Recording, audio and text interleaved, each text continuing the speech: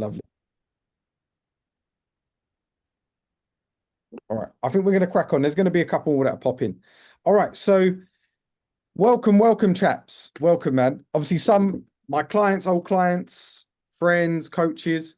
I've put this together today because one, I did want someone that falls in the bracket of how I coach. So the three pillars: personal, family, business. And Anthony, man, I've kind of fanboyed him a little bit. I'm going to be honest, but hey, man, if you don't shoot your shot, you never know, right? But it was over COVID. I come across his documentary, and yes, I was inspired that he's a multi-millionaire and he's done very well for himself. But the story, I could relate to him, man. Fat kid growing up, had a lot of like self-belief, confidence issues. And I watched his documentary and it was really inspiring for me because it just shows meaning and goals, and you can have £1 million in the bank but still not be happy. And that was why I fanboyed him a little bit and reached out to him and wanted to pick his brains. And he's done a podcast with me before, but today really I'm gonna obviously ask him to talk about his journey, but we're going to talk about like how he done it. And also, a lot of us are fathers here. Some majority of us have no, all of us in here have quite a high paid job, do quite well for ourselves, have family. And I really want to get his tools, man, and what he does and how he's still had success business wise, but looked after himself mentally, physically. And he turns up for his family, man. Like, he does not muck around. He is fully pledged with his children, and that was a big reason why I wanted him on today. So yeah, could we just give Anthony a little fist, man? And thanks for coming, bro. Thank you for having me. No worries. I think we get into it, man. Let's get into it. There will be questions, and please, Anthony just said, look, ask me questions. That's the whole reason. And the coaching call is no vanilla. We want to go in, man. We don't want it to be, I don't know. Now ask the question. It's fine. What I will say is it's a safe space. Can we respect everyone? That's all I ask. And we're going to go into it. Anthony, man. All right, I'm going to shut up and let you go. But can we just delve into the journey and that losing 120 pounds and why? Where do you think it started, man? As in not looking after yourself. Where can you say you started this journey of not looking after yourself? Well, I mean, I was obese as a kid. I was an only child. We had great parents, a lot of love. And I talk about it in the documentary a lot. I really dive deep into why I feel like I let myself go. But there were moments where, when I became a teenager and girls were on the horizon, I managed to get in shape, coincidentally, right? Because you want to go and meet girls and do what you got to do. So there were moments where I crash dieted, I stayed in shape. And then, very early, I started becoming a businessman. So at 19, I got my real estate license. At 21, I bought my first property. At 23, I was a multimillionaire and owned a portfolio of property. So that, once you become a boss, then all of a sudden, you don't have to be in shape anymore because all those other things, in terms of girls and action and activity, they get taken care of, so you're driving a Mercedes, you're driving nice cars, and you're dressing well, but you're out of shape. So meetings and more restaurants and more, no one really putting you in check, and all these things kind of spiral into, you just start putting on more and more weight. And then when you become a suit and tie guy, when you're wearing a blazer, now you're hiding the love handles. Right now, instead of a blazer and a suit, now you're wearing a blazer and jeans, so now that's your casual, right? So all this thing, when you look back, it was kind of like creeping up on me. And then, and even when I lost all the weight, people didn't look at me as obese. They were like, oh, because there's some people that carry their fat well. Like you look at Tony Soprano, you don't really consider him to be a fatso, right? He's the boss, so I carried my weight well, where, my personality was larger than my body. And so, and then you'll find that a lot with successful people. And so, so it was an issue for a long time. And it was a challenge that I couldn't overcome. And what motivated me was my wife and my children. It was really the children, because my wife was on my back when we got married, and it wasn't until we had kids where she put me in a position to say, well, do you want to be an embarrassing fat dad for your kids? And I didn't want to. You know, I was great in all of these other things. I was winning, winning, winning, winning. And that was the one thing that I couldn't win. And it was really bothering me. And so, and, you know, I go big or go home. So if I was going to lose weight, I wasn't going to lose weight privately. I was going to put it out there and, you know, and win. Understand. Why did you keep on failing at it? What was it? I didn't take it seriously. I was like, unlike, well, I guess mainly you guys on this call are doing what I did, which was I got coaching. Before I was coaching myself. It was the blind leading the blind, right? So every fat guy or fat girl has their tricks up their sleeves, how to lose 10, 15, 20 pounds really quick. You know, whether it's running, whether it's crash dieting, whether it's this, we can all do that, like that 3-week discipline, and then we gain all the way back.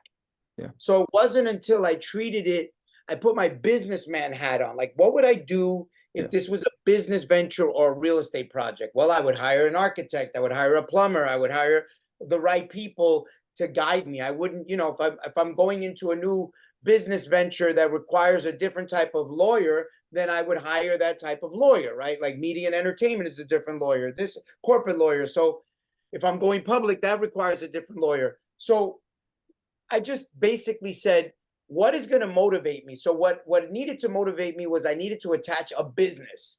So I'm like, if I'm going to be in the weight loss industry business, then I'm going to respect it, you know? And so I respect business a lot. I respect dollars and cents. My sport is business.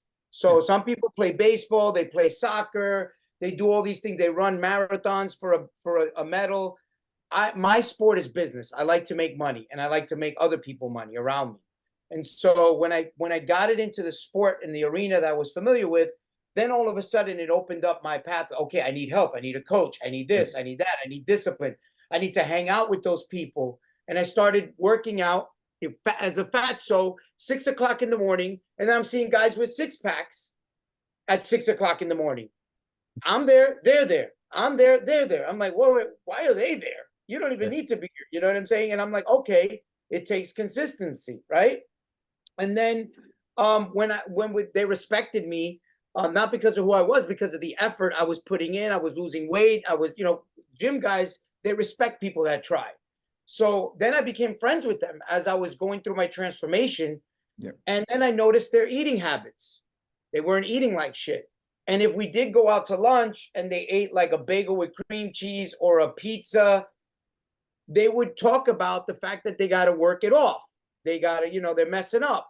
These guys are ripped, you know? And so I'm like, okay, I understand. You got to, you know, just like in business, you got to continue to make an effort to sustain a lifestyle, to keep employees happy, to keep the revenue going. It's the same thing with the body.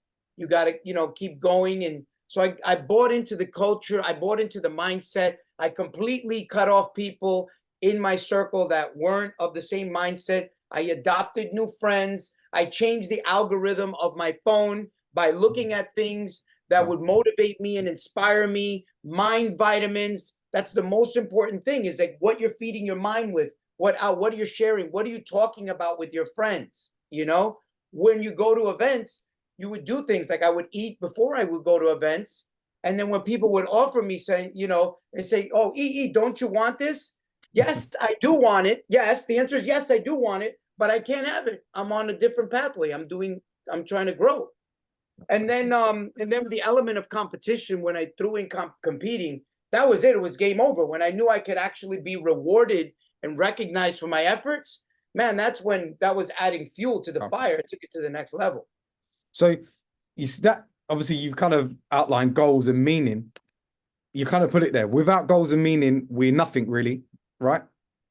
Unfortunately, that's it, isn't it? And I think, well, I know I talk about this a lot. If you have no meaning, or you don't carry on going up the hill in life, unfortunately, you become stale. I've been there. There's been times in my life, and not long ago, I got stale because I realized the goals, they weren't matching. And look, you've put the things you do well, and you put meaning to it. That's how you got the results, right? Can anyone, does anyone want to ask Anthony a question in regards to what he just spoke about? Hi, Anthony.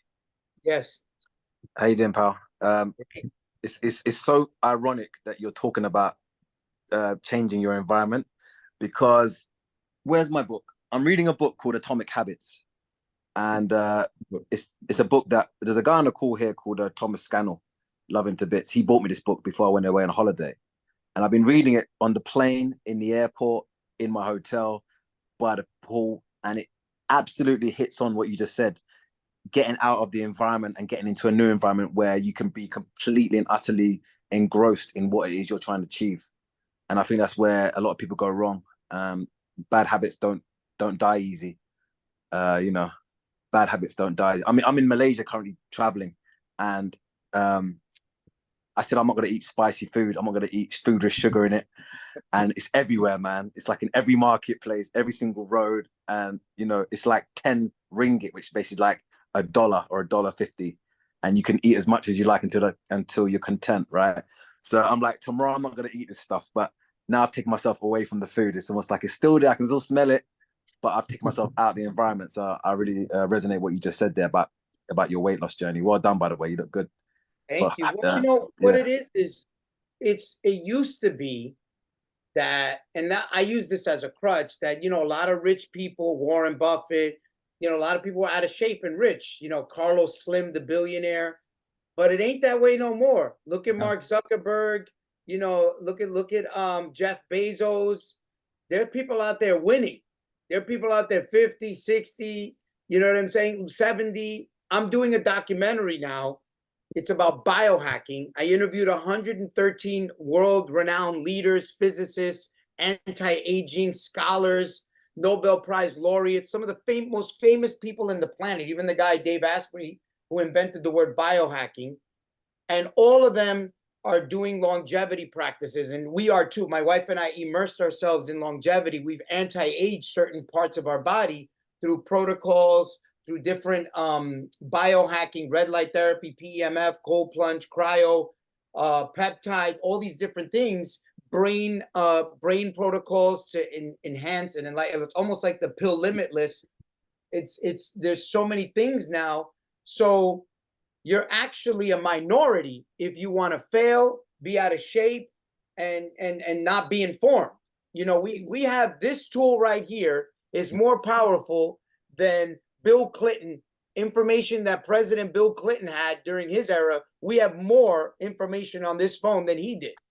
So there's no reason why we should be not winning in the areas that we want to win in, and there's no reason why we shouldn't, like you said, disassociate with people. And sometimes the best person to be with is you and a group like you guys are doing right now. Community, 100%. And the great thing about it, Anthony didn't do this when he was like 25. When you started losing the weight, it was about 42, right? Yeah, I'm 46 now. So I started when I was like I always promised myself I was going to be fit at 40. I was like 325 pounds on my 40th birthday. I'm like, right. Shit, this is another unkept promise. Kept promising myself something and never happened. So I ended up, that was it. Then I decided I was going to die fat and happy. I was like, you know what? Leave me alone. Because you know what? Something that I realized how sick I was is that in 2015, my wife was on my ass. Do it. So I got the gastric sleeve. I lost 50 pounds. I cut my stomach in half. I lost 50 pounds. I gained 70 pounds back. Great. So I got fatter. I stretched my stomach out. That's how bad the problem was. Yeah. That's how terrible it was. It was like a psychological problem. Yeah. And so once I knew, I didn't really have my heart into it. I just did it just to shut her up. And that was it. And then I ate my stomach back into the way it was. Gastric sleeve is they take your stomach, which is the size of a football, and they cut it into the size of a banana. So that when you eat, it's full, but it's still skin. So it can stretch. Yeah. So I managed to stretch it in less than a year. Mad. So that's how bad it was. You understand? So it's like a person that has throat cancer and they're still smoking out of their neck, Yeah, man. Would you say you was depressed? I wasn't depressed. I was a boss. I didn't like to be told what to do, and I didn't want to, you know what I mean? It was more like, I don't know, this is me. Leave me alone. Don't boss me around. I want to eat what I want, and that's it. I'm gonna live when I want to live and how I want to live, and that's that. You know, when many years I achieved success very early on, had 2,000 people working for me. So it was, you know, sometimes that gets to your head after a while. You could do no wrong. You know, winning, winning, winning. You know, and unless you're failing, you're doing everything right. I'm winning, fatso. I'm winning. So what do you want from me? You know what I mean? And by the way, I was getting sleep apnea and I was getting some issues here and there, but I was playing the youth card. I was still in my 30s. I still had the ability, you know, but I probably would have died of COVID. I probably would have got more sick right now at 46. And these things take a toll on you over time. Understand. Thank you, bro. Appreciate it, man.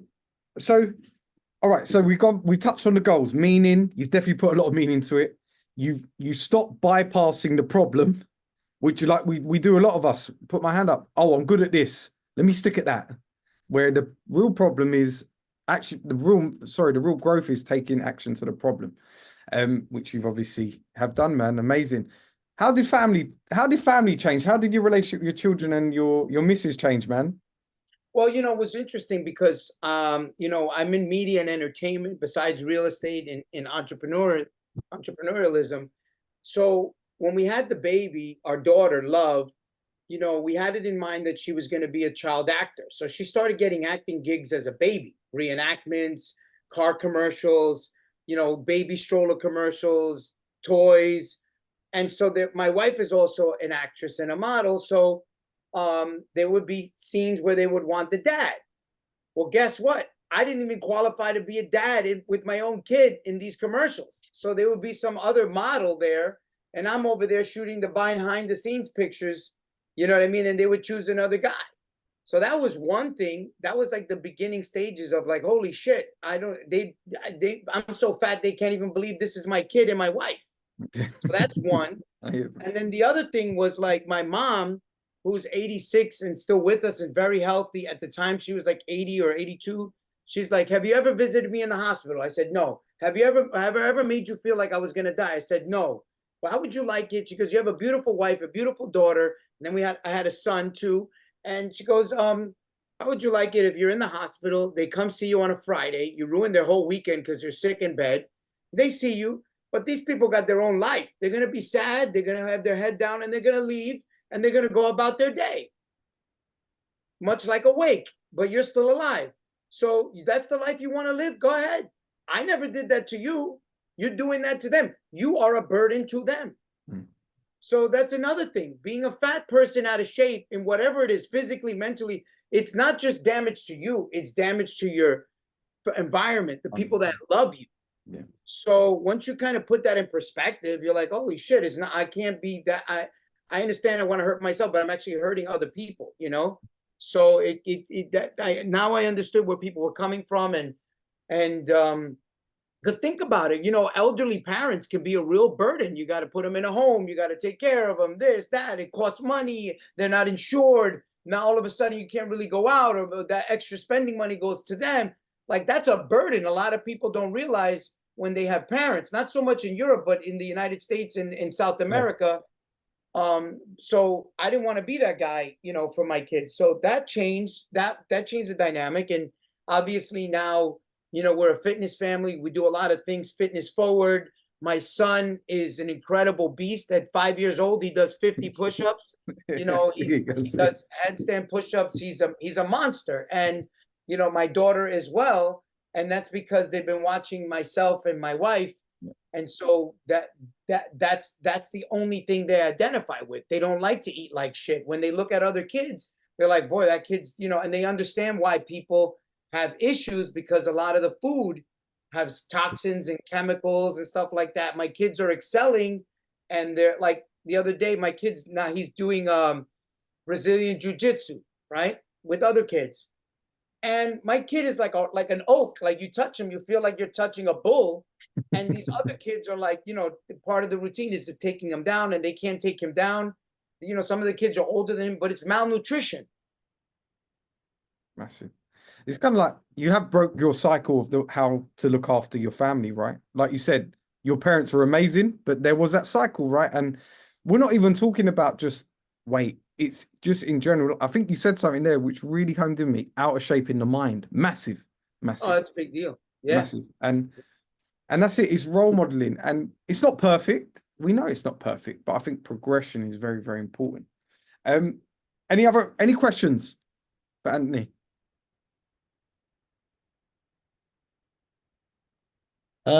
Yeah, I mean, obviously it takes a lot of sacrifice, right, to kind of get to where you are now. What I'm kind of curious, what's your morning and evening routines like? Well, you know, it's interesting. I'm doing things now a little bit differently. First of all, 90% of my time is dedicated to my family, and we work together. So we do movies together, we do documentaries together. My kids are very busy child actors. Now they're real estate investors. They're buying real estate. They're 6 and 8 years old, but they're working actors, so they make good money. So now they're involved in the real estate projects. So everything we do together, we go out, everything. So the routines are based around having fun first with them, and then it's more like now I'm in a life where I turn down things. Like now I'm more like saying no to things that are not synergistic with us having fun. And I love the sport of making money, so I will only take on projects or do things that I can make money and have fun and incorporate my family. So right now it's a lot of screening and turning down and filtering through opportunities, what we're going to do, what we're not going to do. And now we're playing with calendarizing our life a little bit more with more intention. What I mean by that is color coding our calendar. So we have different color codes for different aspects. So a certain color code would be for fun events, you know, family time, money opportunities or phone calls. So when you look at it on a color coded graph, you can say, okay, what does my month look like? You say, I have a lot of greens, I have a lot of reds, you know, so you want to kind of have that balance and utilizing technology and tools and really going into scheduling your life with intention and purpose. You can really value and tailor your and design your schedule. Love it, love it. Kind of like you kind of like your three pillars. So business, family, career, right? Yeah. Yeah. What do you struggle with still with this workflow balance? What would you say you get called out on at times? What would you say you struggle with?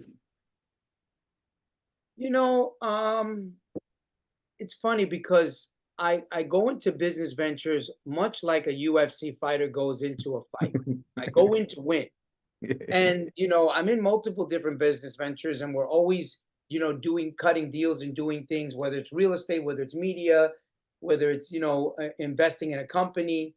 And so it's almost like switching because we work together with the family and stuff. And some of these things are intense moments. So it's like kind of like being in the UFC ring in a fight mentally, right? In a business situation, it's not a fight, it's just tactical. Yeah. And then being able to switch off and then put the family guy on, which is a little bit softer. And, you know, but my kids get to watch me be that guy inside those negotiations and those transactions, and they get to see the lead up to these things. So it's kind of like turning the switch off when I'm out of that zone. Do you you know, when I first got into this work-life balance, and I thought, oh yeah, it's like that. It's not, is it? It goes up, goes down, and you just got to know when, like you said, all right, switch that off. Let me come into family mode. And let me tell you the way to balance it. The thing is this: if you include your family in what your business is, and you let them know what's happening, I'll give you an example. Yeah. Let's say you're into a boxing match, right? Let's say Tyson, it's his name, Tyson Fury or whatever. yeah, Let's say Tyson, you like to watch his fights, and he's fighting another person, and you're really into it. If you involved your family and you told them about the characters, that this is Tyson, he's got a dad, he's got a brother, this is the family, and look at the other guy that they're fighting, this is the background story, they get into it. Right? They'll watch the fight with you. They'll be like, oh, yeah, But if you don't say shit and you're just there drinking a beer, watching the fight, they're in the other room, Understand. then you didn't do anything to bring them in. So that example is the business that you're involved in, the venture, the deal that you're keeping your fingers crossed, the fight that you're having with the other party, the boss, or whatever that may be. If you get them involved in the information, then they can be invested into that business transaction or that deal or that situation with you. So now you don't feel alone. Understand. So now you're not watching the fight alone. Now you're with with your colleagues. So I think a big mistake that people do is not really introducing the story of what's going on in your life and what means and what you're rooting for and why you want this person to win or why you want to win this deal. So once you have that, you don't have to be 1 foot out the door and 1 foot in the door. You know what I'm saying? So as an example, let's say I was a sports commentator or editor for a boxing match. So my wife and my kids, I'm watching the fight at home, but that's my job, is to report on the fight. So maybe they can be involved. Like, hey, this is what's going on. So now I don't feel like I gotta hurry up and get to my wife and my kids, So then you gotta be intelligent. You gotta also own up to the fact that if you're in a financial circumstance where you have to dedicate concentrated time to work, whether you're in growth mode or whatever, then involve these people, give them a job to do. Give them a job to do, help you staple some papers or do some. There's a way that you can bring that balance without having to keep it separate. Like, okay, at 5 o'clock, I'm going to punch the clock and I'm going to, do this.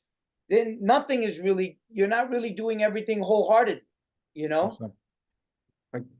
Yeah, I think that's Hi. massive, man. Can anyone go on then? Just a quick question. When you were coming up, you said you were in real estate. I was in real estate when I was younger. And obviously you gained success quite early on. Did you have a mentor or a coach? It doesn't have to necessarily be somebody you knew to hand. Anyone that was like famous or semi-famous that you looked up to, that was a coach. Like years ago, I discovered obviously like everybody here, David Goggins. He's been a big inspiration to me. Like the mentality, and before him, Tony Robbins. I was really into Tony Robbins.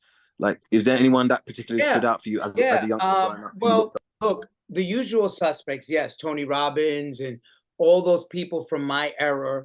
But I would look at motivation everywhere. I would look to try to find inspiration everywhere, whether it was watching Scarface, saying, imagine this guy was a businessman and he was doing legit business. I even had my wife and my female staff watch Griselda on Netflix. That's a bad bitch. She came here, did a bunch of stuff. But she was moving product. It's the same thing: marketing, sales, hiring a staff, having a staff work on commission. Drug dealers are on commission. So like all these things, if you know how to be able to translate inspiration, Boiler Room with Ben Affleck.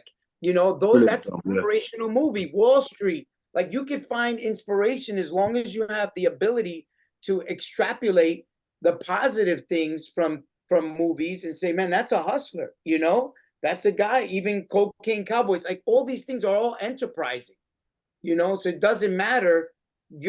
I would find inspiration with an uneducated immigrant crushing it, or even guys like Arnold Schwarzenegger, who came to this country as an immigrant and crushed it in the movies. He was in real estate.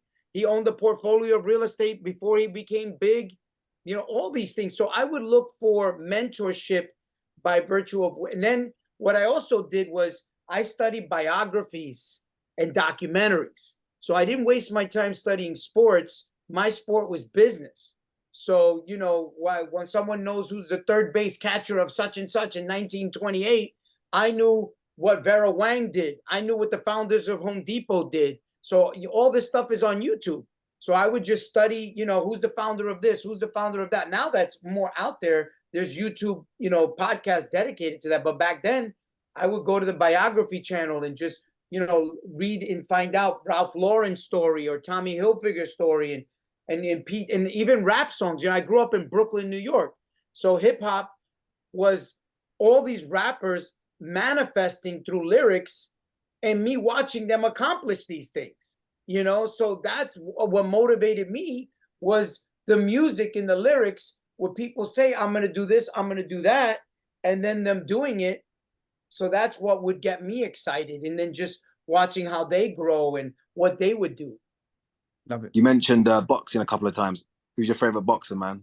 Mine is a very much an underdog. You would know him if I mentioned from Philadelphia. I'll give you one guess. I can't The guess. alien. The alien. Huh? The alien. The alien. They call him Which one is that one? Bernard Hopkins. Oh, yeah. You know, Bernard is very smart for aligning himself with what's his name, with Golden Boy. And, you know, the fact that he's still out there promoting and doing his thing, and he's in incredible shape, and he's also been able to articulate his thoughts and be relevant is excellent. You know, I like him. I like Bernard as a business person now because of the things that he's doing in the business. You know, Floyd Mayweather, who I've met before, is a very interesting guy in terms of him being undefeated. I like the undefeatedness of him, you know, so I like those things. I like Tyson because he, you know, Tyson Fury and Mike Tyson as well, you know, all these people. But I like the business crossover element, you know what I mean? So that they're able to cross over and monetize and overcome their demons and, you know, overcome some of the damage, the brain damage that they got. You know, there's a lot of stuff, trauma that they receive from being in that sport, that, you know, me going through biohacking and getting brain scans and understanding the mind, where you can have brain damage from, you know, falling as a kid or being scared as a kid. It can really affect you as an adult, you know? And so, and also the food and toxins can affect your mental health. Massive. Can you give some advice? I'm not going to say their names, but there is a couple of gentlemen here that have gone on a journey of setting up their own business. What would be your advice to them? Number one, never think you're the biggest genius in the world. Somebody's already done what you've tried to do. There was a company called Magic Taxi that failed. That company is now called Uber. Okay. There was a company that Google, after they were Google, tried to create a video streaming platform and failed. So they bought YouTube. So if you Google it, sometimes it takes a certain level of humility, right? To be able to say, you know what, I'm not the smartest guy in the world. Someone else has probably thought of this. Let me see who else. Let me do your due diligence and see who tried, who's succeeding, and who's failing, because you may be wasting time. You may be better off being a number 2 guy or a number 3 guy at a company that executed on your ideas. You understand? So it's, in other words, do you want to be Steve Jobs, or do you want to be the owner of the iPhone cover and become a multimillionaire just facilitating making the cover on somebody else's invention? So the thing is, sometimes people try so hard, and then also you got to compare. You can't turn around and say, oh, like Mark Zuckerberg, oh, like Jeff Bezos. Yeah, well, guess what? They raised $50 million. They raised $100 million. They were in no profit for a decade. They aligned themselves with Sequoia Capital. You understand? So you cannot compare. That's like someone trying to buy real estate like me. But we'll put $10 million out on the street, buying land, building, waiting for 2 years for it to get to develop. And then we'll make our money, cash out refinancing, and we'll rent it all out. I'm not over there trying to make payments and, you know, let me close the deal. Like some people try to get into business ventures where they're like trying to feed the business. And, you know, when the intelligent way to do it is to raise capital, hire the right people, get the right people on the board. Now, what are you want to be? You have some app idea? You want to be a technology company? Well, guess what? Need about $10 million of burn rate just to build the app. Maybe there's an app that exists out there. Maybe you do a licensing deal. Did you really want to be a technology company? You have a good technology idea. See, that's the thing. Like, you know, there's if some people, and I'll give you an example. Let's say I'm like, you know what? I want a pizza, right? We'll just quickly order a pizza. But some people say, you know what we need to do? Let's go to the supermarket. Let's get some sauce. Let's get some dough. Let's get some cheese. Let's get an oven. Let's buy an oven. Let's buy a table. Why don't we create a pizzeria brand? Sometimes you don't need to do it. The goal is just to eat a pizza, order it.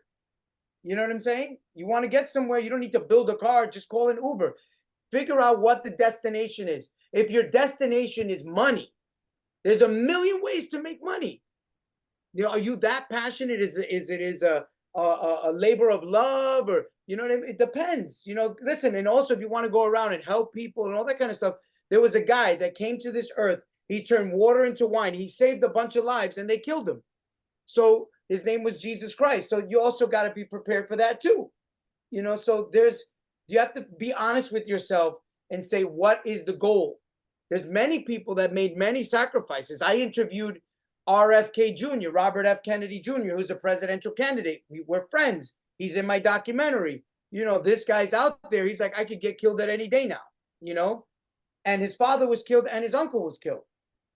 And so, you know, but he's helping a lot of people. He's sued a lot of companies that have been poisoning pharmaceutical companies, water companies. He's had them fined hundreds of millions of dollars. He's helped a lot of people. But if you listen to him, his freaking voice is like messed up and all that kind of stuff.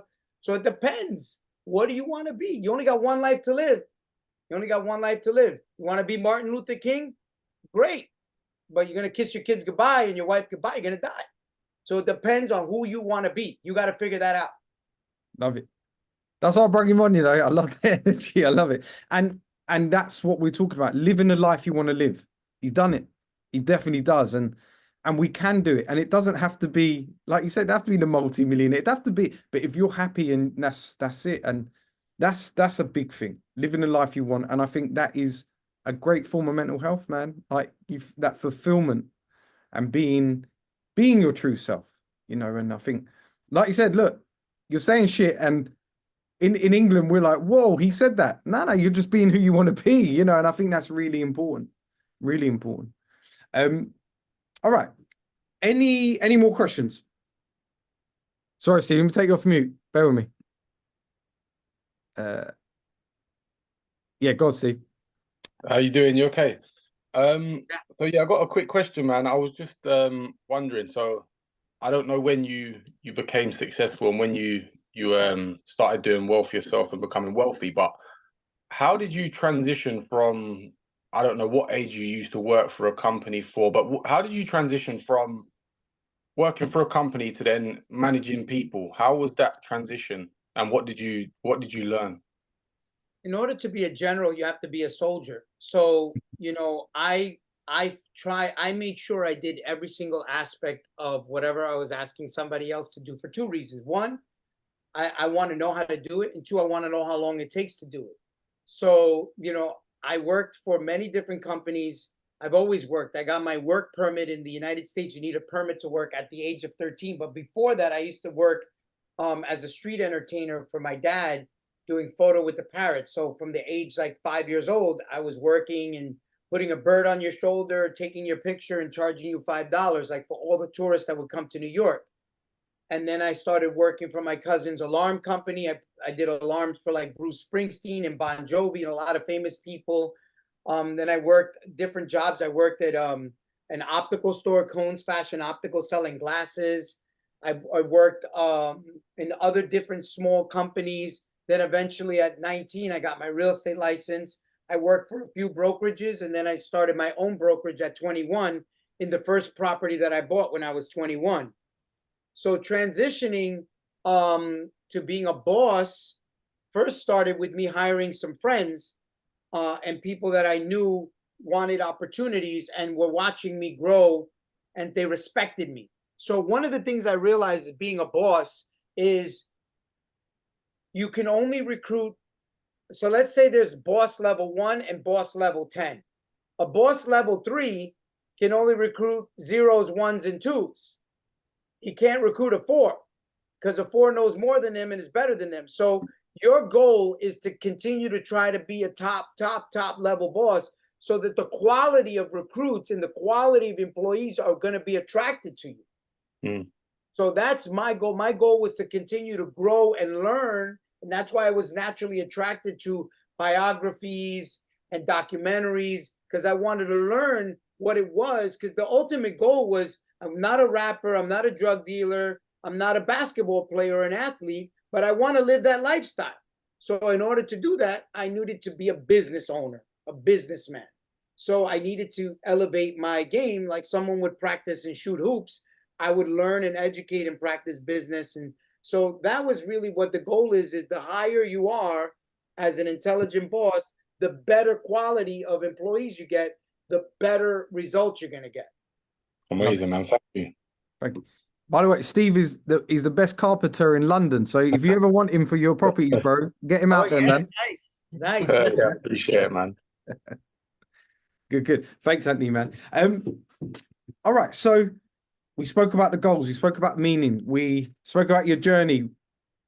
Really, like you said, you got good at something and really planted a lot of life skills into it, and then took it into your weight journey, etc. Never too late, right? It's never too late. No. And that is like 42. Amazing. Like, it just shows that it's never too late. And also, look, I haven't got £1 million, but it just shows you can have all that money in the bank and still not go to the problem that you need to. And you've obviously I mean, listen, money, success is not quantified by money. You ask a rich person, they're only as successful as what they feel they're missing. That's the truth. And so sometimes with a lot of money comes a lot of overhead. And then there's people that are more successful and more rich because they have no mental stress. You know, mental peace is the most important thing. When you have too many things going on and things out of control, and you're obligated to work, you're obligated to go here, you're obligated to pick up the phone, you're essentially your own slave. Yeah. And so being a business owner, you have to be very careful, because a business starts off like a little baby lion, little lion cub, very easy to feed, very easy to keep nice and loose in the house. You know, he might make a mess every now and then, but you can clean it up. But the lion gets hungry, you can feed it, share some of the food on your plate. But as the lion gets a little bit bigger, he gets a little bit hungrier. Now you got to leave the house and get some bigger food, some bigger slabs of meat. Then the lion gets even bigger. Now the lion has to be in its own room. So now you go and you got to get more meat. Now your job all day is going out and getting meat to feed this big hungry lion. What's the lion? Staff, employees, rent, overhead, ClickFunnels ads, you know, all media buy, spend, you know, graphic designers, posting, reels, you know, editors, this, that, you know, nonstop. And then all of a sudden your whole job is going out killing cows to feed the lion. And now the lion is so angry, you got to just open the door and throw the meat in there because he'll bite you. So that's what happens. But an intelligent businessman is like, fuck this. I'm going to hire a lion tamer because I don't want to spend my whole life feeding this damn animal. You do it. You know what I mean? So then you got to be intelligent enough to pay a good 6-figure salary so that you can turn around and hire top of the top. But that means you got to be a 10, because a lion tamer, this guy tames lions. What is he going to do to you? Yeah. So if you don't take the time to educate yourself, these lion tamers are not going to be attracted to you, because guess what? The lion tamer that wants a 6-figure salary, that guy's got a wife, that guy's got kids, that guy wants stability. He's going to look at you as some sloppy business owner. I'm going to turn around and quit my job, move to this side of town, run your business. You don't even know your ass from your elbow. I don't even know if you're going to be in business next year. You look stressed out. I'm going to put my family and my life in your hands for this fucking fake income that probably after 2 months you're out of business? No way. See, these are the things you got to think about. You got to respect another man. In order for you to, they got to respect you. You got to be top guy. Well, the guy's like, you know what? I want to work for that man. I see a future with that man. I could buy a house and pay a mortgage with that guy's business. His business is thriving.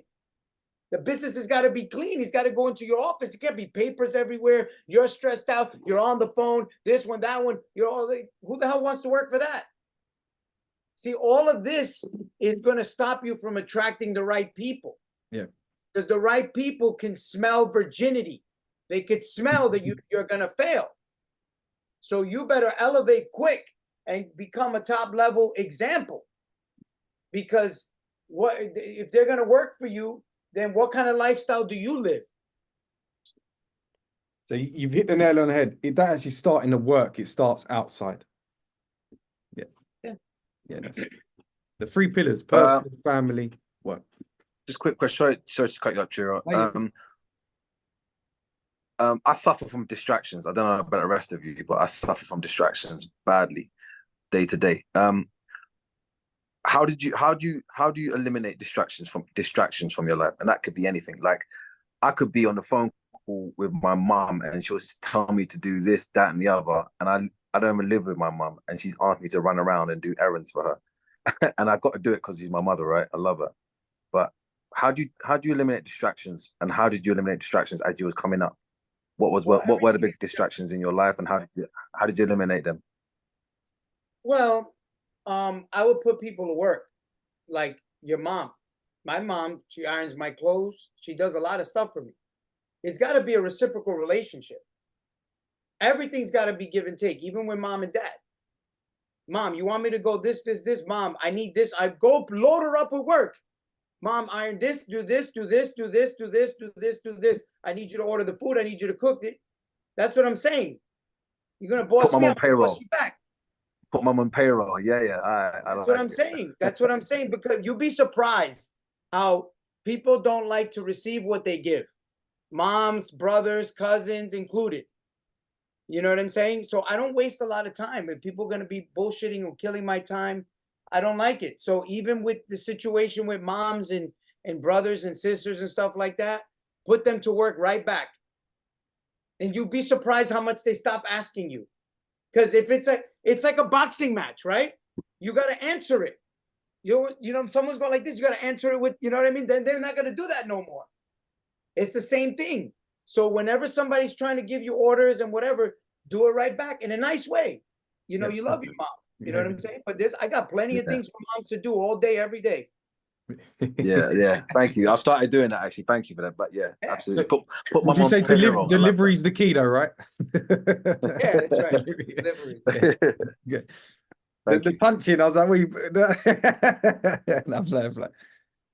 I think that's a big one, distractions. But it all ties down to your goals and meaning, right? Where you're going, direction, path. And do you know what I'm learning? It's not perfect. It can't be. It can't be perfect. The road will go like that. It will go up, down, and I think that is really important. I think a lot of us get that, we get confused, and that takes us off. Adapt. I think if you can adapt, you're going to be all right in life. That's right. Yep. Any other questions?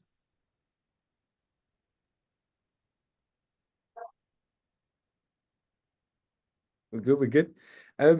Anthony, man, bro, I love the energy. I love it. That's exactly why I wanted you on today, man. It was no vanilla. That's what I wanted. Is there anything you feel you could leave us with? Just some little tips, man, as in one for looking after yourself mentally and physically, one turning up for your family, and the other one for business. Just one tip for each. What was the first one? For yourself, physically and mentally. What would that thing you do that is a non-negotiable? You have to have a vision board, and the non-negotiable is what I'm doing in line with my vision, right? Is who I'm talking to, where I'm going. You know, it's the GPS on your phone, right? You have a destination. And so there's going to be a lot of distractions. There's going to be a lot of, unless I need to pull over on the rest stop and get gas or take a piss or do something or get some rest, I have a destination that I put in the GPS. And the roadmap is very clear. As long as you take the time to roadmap what it is you're trying to do, get the right tools, make sure you fuel up the car, you make sure you have a food along the way, drink, so you don't have to make those pit stops. It's all about planning ahead in whatever the venture may be, right? How many of you guys are dads on this call? Right? We all are. Yeah. You guys remember having a newborn, you know, you got to carry extra diapers. And what if the kid shits on the clothes? You got to have extra clothes, right? Think ahead. You know what I'm saying? So these are the things that, you know, you're going to put yourself in a jam. You're out with the wife and the kids, and then the kid shits on the pants. Now you got to stop and go get some extra clothes. Why? Because you didn't prepare in advance. Sometimes these are distractions you put on yourself. Now you go in the store, they don't have the clothes. You got to go to another store and this, that. Now you're hungry. Now you got to eat. Now you're off track. These are your own fault. So the main thing is the vision. Put the vision, put it in the GPS, figure out what you need to do, have all the tools ready, and then, execute. So that's the vision board. That's number one. What was the second one? Family, man, like how you turn up for your family, like role modeling, like what would you say is your kind of, your my thing is my Bible. family is I embedded my family in what I do, and much like a boxer or a political campaigner, a politician has his family with him on the campaign. They're rooting for him. They're wanting to. I embed the family in what I do. And so is my wife, Teresa. Hi guys. Hey, how you doing? How are you? You know what? You just fell into what he just said there. I embed my family in what I do. No, There you go. This is on cue. I have an acting job and I just show up when we're talking. Yeah, that's good. That's good. We're in sync. We're in sync. I like it. Love it. Love it. So basically that's the thing, embedding the family in what you do so that you don't have to divide and feel like you're not doing what you need to do and you're not in sync, Love it. What was the third one? Business, just your relationship with it, as in when it gets intense, chaos, what would you say you kind of do? Look, again, like a UFC match or a boxing match, I would not go if I'm a professional fighter and I'm a professional businessman. It's the same thing. You go into a professional fight studying the other opponent. You look at his previous fights. You go data. You look at data. You have a coach. You have somebody that you work with. You study. You say, look, this guy's known for his left hook. You got to watch out for that. This is how you answer it. This is how he fights southpaw. He might switch it up. So when you're going into a business venture, do your research. Hire the right coaches. Hire the right tools you need to win that business venture. So that's the main thing. Hiring the right tool and doing the right research and knowing the business venture, whether you're going to open up a paint store. I think who is it? It's a carpenter, Steven, right? Steven, Yeah. You're a carpenter. So if you're going to go into a paint store business, you want to study all the other paint stores or what's going on and understanding you want luxury paint, you want premium paint, like what do you want? So that's the thing. And understanding, that you might be better off joining a big conglomerate instead of trying to spend all this time creating your own, especially if you don't have the money or the brain. Thank you, man. Do you know what? I'm gonna shut up, but I'm gonna say this. That falls in line with Waz there. He done amazing, man. He's been on the journey for over a year. And we if you don't mind me sharing, Waz, do you? No. So we were going back and forth. He's very highly skilled, wanted to go on a new venture and had a couple of setbacks. And we said, what are you not doing? Exactly what you said. He went and studied the actual company and he got the job, man. And it just fell in line with what you're saying. And props to Waz there. But, yeah.